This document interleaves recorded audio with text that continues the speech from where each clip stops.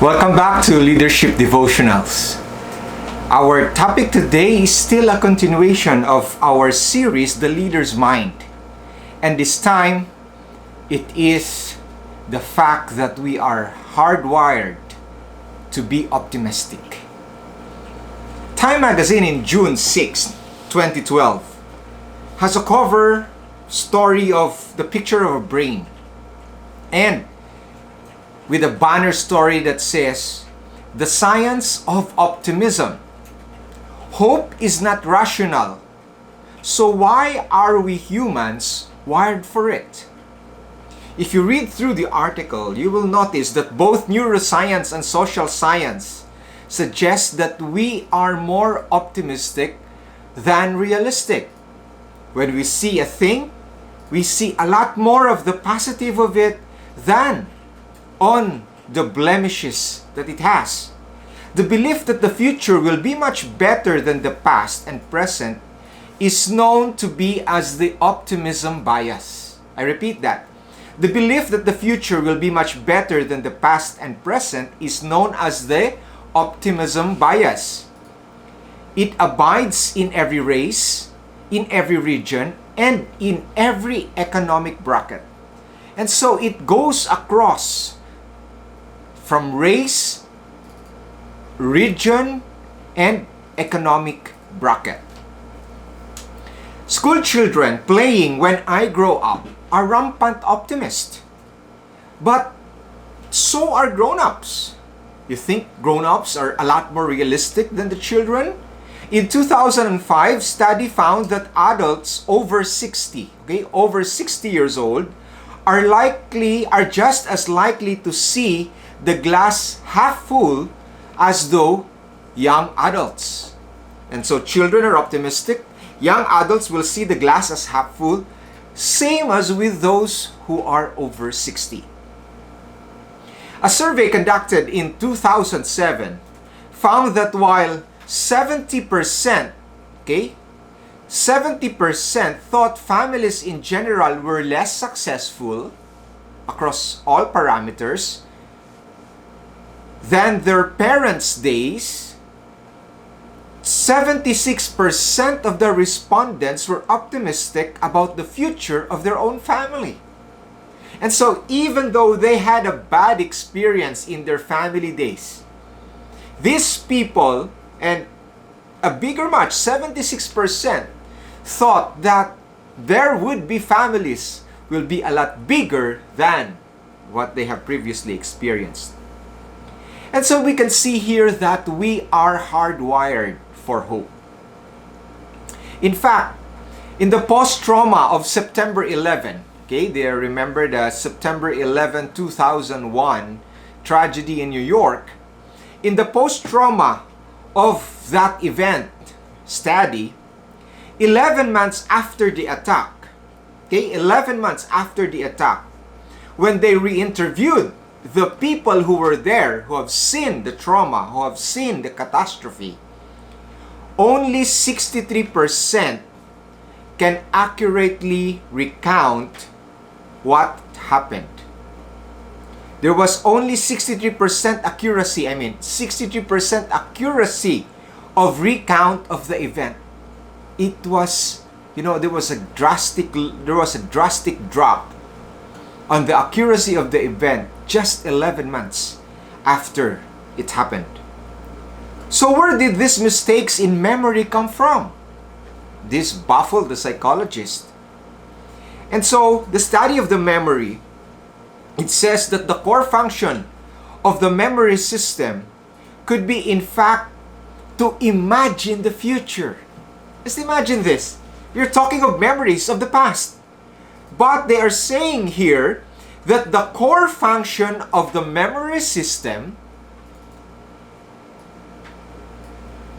could be, in fact, to imagine what is in the future, to enable us to prepare for what is to come. It is designed to flexibly construct future scenarios in our minds. As a result, memory also end up to be a reconstructive process. Memory reconstructs itself so that we don't have to continue to dwell in the trauma of the past. People perceive adverse events more positively if they had experienced them in the past. I've been there, done that, and so they already perceive events that they have experienced a lot more positively. It seems that our brain possesses the philosopher's stone that enables us to turn lead into gold and helps us bounce back to normal levels of well-being. Oh, it's so beautiful. Even our memory processes helps us bounce back to normal levels of well-being. It is wired to place high value on the events we encounter and put faith in our decisions. When people learn their neurons faithfully encode information that can enhance optimism. So it's kind of selective. Encode information that can enhance optimism but fail at incorporating unexpectedly undesirable information. Oh, this is beautiful. We are hardwired for hope, for optimism, for recovery, for our well-being. Research findings that optimists live longer and are healthier, plus the fact that most humans display optimistic biases, and emerging data that optimism is linked to specific genes, all strongly supports this hypothesis. And so there you are, fellow leaders. There is that optimism bias in you. You are hardwired for hope. And what does this have to do with our leadership? Definitely very important. If you get to realize that innate within you is the optimism bias. You will tend to fill your thoughts with the positivity. When you look at a situation, you will see the silver lining. When you look at a problem, somewhere along in your mind, the solution will start to develop. Why is this so? Because in Genesis 1:26 it says, "And God said, let us make man in our image." We were made and we were created in the image of God, after our likeness, after our characteristics. We were made in God's image, we were made after His likeness, and the next question that happens is, what is the likeness of God? 1 John 4:8 says, God is love. That is His character. The second text I want to share with you is Psalms 86 verse 15. O Lord, Thou art a God full of compassion. Okay? Full of compassion and gracious, long-suffering, and plenteous in mercy and truth. Oh, such beautiful attributes that we have when we were created in such kind of likeness. Full of compassion and gracious, long-suffering, and plenteous in mercy. And James 3:17 has something to do about the wisdom that is coming from above. It says, but the wisdom that is from above is first pure. Okay, the first attribute of that wisdom, which supposed to be is in our likeness, is in our being, is pure, then peaceable. Okay, peaceable, gentle, easy to be entreated, easy to talk to, easy to be entreated, full of mercy and good fruits. People can see in you all the good attributes. Without partiality. Now this is very important as a leader. Without partiality. Fair, equitable. That's what it means. Without partiality and without hypocrisy. Without hypocrisy meaning, as a person, as a leader, you are an authentic leader. People can see through you, through your values. Your values are manifested in your behavior.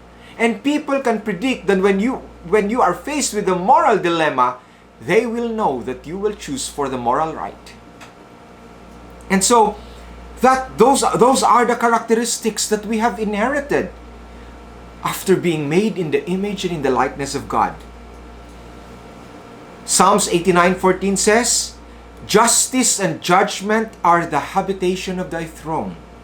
Mercy and truth shall go before thy face." These are all attributes, justice and mercy. And it's so beautiful because they balance together. It's not all about justice. It's not all about mercy. There is that balance, and that's even shown when justice has to be served because man had sinned.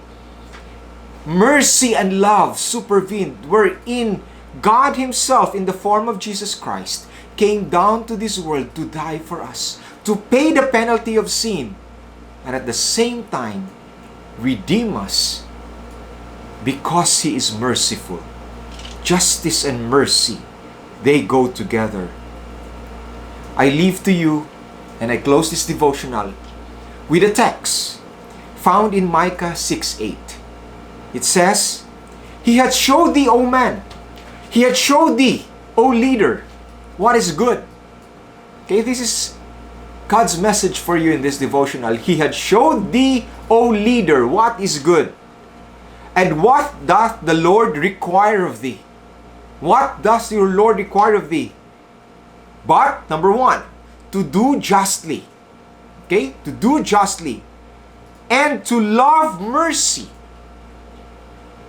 To do justly, to love mercy, and to walk humbly with your God.